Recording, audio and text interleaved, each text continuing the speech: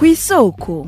Kw'isoko ni ikiganiro mushikirizwa mukagitegurirwa n'urunani rw'amaradiyo Radio Inzamba agateka kawe, Radio RPA ijwi ry'abanyagihugu na Radio Television Renaissance.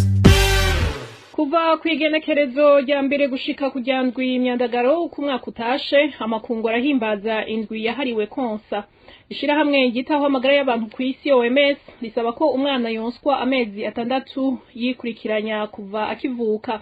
Naho biruko bamwe mu bavyeyi birabagora kubahiriza impanuro bitewe ahanini n'imirimo yabo ya buri munsi.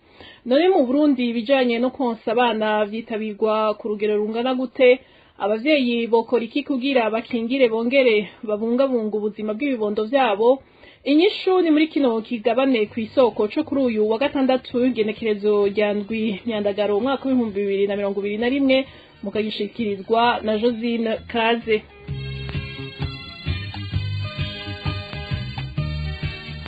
Ivyigwa vyakozwe mu mwaka w'ibihumbi 2018 n'ikigo kijejwe gutohoza no kwegeranya ibiharuro biranga ubuzima bw'igihugu konsa abana bikorwa gushika ku bice 98 n'ibice 6%. Muri rusangi ibice bigera kuri 83 n'ibice 6% vy'abana bari munsi y'amezi 6 baronswa uko bitegerezwa. Yamara umurindi w'ukonsa abana gushika ku mezi 6 ntizubahirizwa cane mu bisagara. Nk'akarorero ico cigwa ca Isebu cerekana ko mu gisagara ca Bujumbura ibitigiri bingana n'ibice 62 n'ibice 4%. Amaberebere ngo arimwo ibigaburira ubwonko bw'umwana akagira ibigwaniro mubiri wiwe ku ngwara zomutera bita anticorps.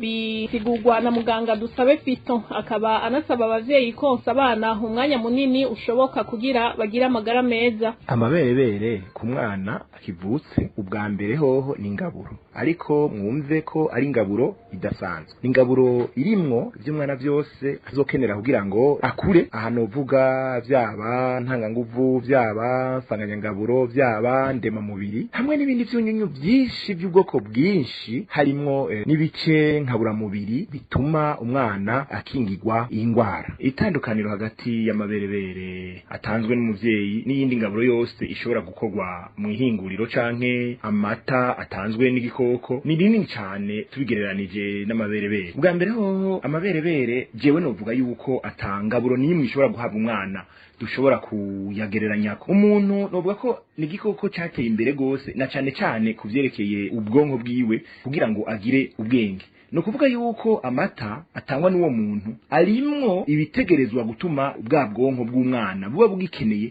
gutera imbere no kuzogira ubwenge buronka mwayo mata atanzwe n'umuvyeyi. Icya kabiri nufatira kubigize amaberebere. Amaberebere y'umuvyeyi arimwo amazi ku bice birenga 80, akabamwo ibitwita ntanganguvu ku bice birenga 7, ikabamwo sanganyangaburo ku bice bishika 4, ikabamwo ndema mubiri ku bice birenga gatoyi igice kimwe, hakacabamwo n'ibindi vyunyunyu vyinshi bifasha.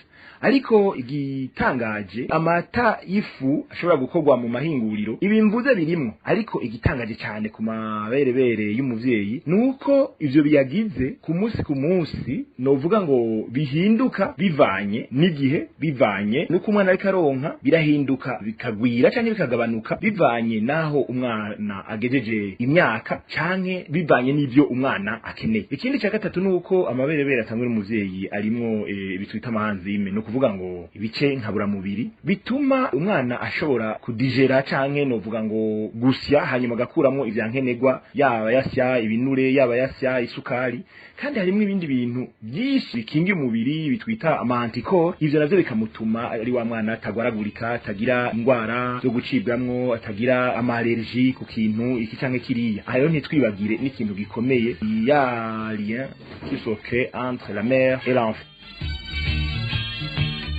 Muriyumviye ko umwana yonkejwe neza agira amagara meza ntagwaragurike. Nizo mpanuro za muganga Dusabe Fiston dusozereye ko kino kigabane kw'isoko, mukaba mwariko mugishikirizwa na Josine Kaze. Ndabahisango ku wa gatandatu uza mu kindi kiganiro naho ubutaha.